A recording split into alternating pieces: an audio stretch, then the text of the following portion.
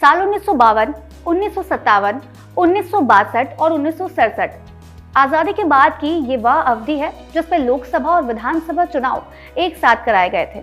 इसके आखिरी साल यानी साल 1967 के बाद से कई बार ऐसा हुआ जब लोकसभा और विधानसभा अलग अलग समय पर भंग होती रही, जिसका रिजल्ट ये आया कि चुनाव का ये क्रम टूट गया और लोकसभा और विधानसभा के चुनाव अलग अलग होने लगे।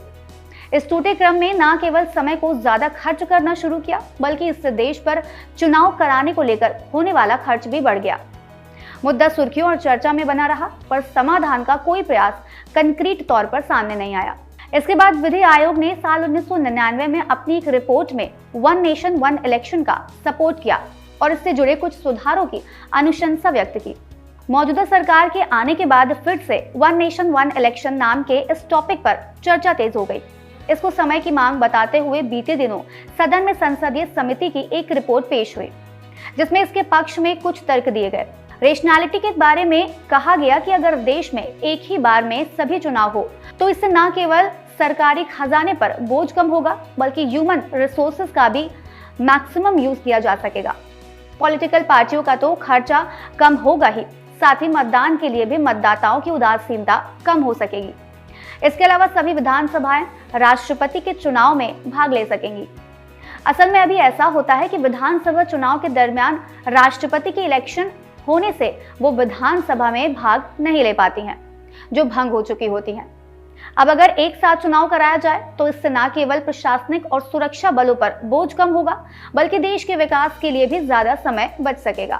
खैर, जब एक वर्ग किसी मुद्दे से जुड़े लाभ की बात कर रहा होता है तो दूसरे पक्ष के पास उससे जुड़ी हानियां भी मौजूद होती हैं। जैसे वन नेशन वन इलेक्शन को लेकर पहली चिंता ये जताई जा रही है कि राष्ट्रीय मुद्दे क्षेत्रीय मुद्दों पर भारी पड़ सकते हैं, जिससे राज्य स्तर पर चुनावी नतीजे प्रभावित हो सकते हैं।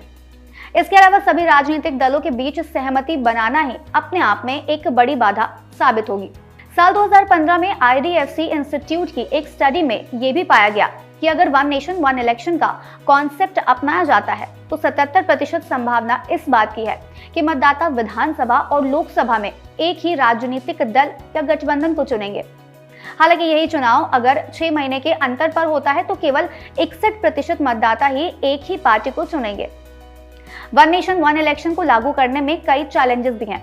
अगर इसे लागू करने का निर्णय लिया जाता है तो संविधान और जनप्रतिनिधित्व अधिनियम के कानूनी ढांचे में बदलाव की जरूरत होगी। इसके साथ साथ अन्य संसदीय प्रक्रियाओं में भी संशोधन करना होगा। अमेंडमेंट के अलावा क्षेत्रीय दलों के सामने ये चैलेंजेस भी आ जाएंगे कि चुनावी खर्च और चुनावी रणनीति के मामले में वो राष्ट्रीय पार्टियों से मुकाबला नहीं कर पाएंगे। अब अगर लोकल मुद्दे ही चुनाव में मजबूती से नहीं रखे जा पाएंगे तो शक्ति के विकेंद्रीकरण का फायदा ही क्या होगा, और अगर लोकल मुद्दे ही फोकस में रहेंगे तो चुनाव में राष्ट्रीय मुद्दों की अहमियत ही खत्म हो जाएगी। अब इन सभी पहलुओं पर बिना विचार किए वन नेशन वन इलेक्शन को लागू करवाना सार्थक परिणाम नहीं देगा। मौजूदा सरकार ने मुद्दे के सभी पहलुओं को समझने की दिशा में काम करना शुरू कर दिया है।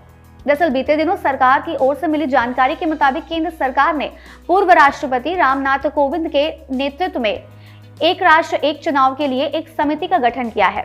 इस समिति की रिपोर्ट पर संसद में चर्चा की जाएगी, जिसके बाद इसे लागू करने पर विचार किया जाएगा। यहाँ ध्यान देने वाली बात यह है कि देश में पहली बार किसी समिति की अध्यक्षता भारत के पूर्व राष्ट्रपति करेंगे।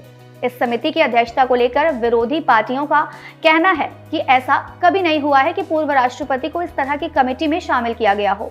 ऐसा लग रहा है कि अब सरकार में लोकतंत्र के लिए कोई जगह नहीं बची है। इस मुद्दे पर हम आपको बता दें कि भले ही इससे जुड़ा कोई कानूनी प्रावधान नहीं है, पर राष्ट्रपति का कार्यकाल समाप्त होने के बाद उनका राजनीतिक करियर खत्म नहीं हो जाता है। वह दोबारा राष्ट्रपति पद का चुनाव लड़ सकते हैं। वो जिस तरह से चाहे राजनीतिक जीवन में रह सकते हैं।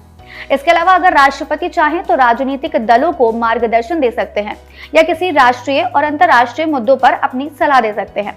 इसके अलावा सरकारें, राष्ट्रीय और अंतर्राष्ट्रीय संगठन और निजी क्षेत्र की कंपनियां नीति, कूटनीति और शासन के मामलों पर पूर्व राष्ट्रपतियों की सलाह ले सकते हैं। खैर, आपकी इस मुद्दे पर क्या राय है, हमें कमेंट बॉक्स में जरूर बताएं। आज इस कार्यक्रम में फिलहाल इतना ही। हम फिर मिलेंगे कुछ नई जानकारी के साथ। तब तक के लिए मुझे दीजिए इजाजत। नमस्कार।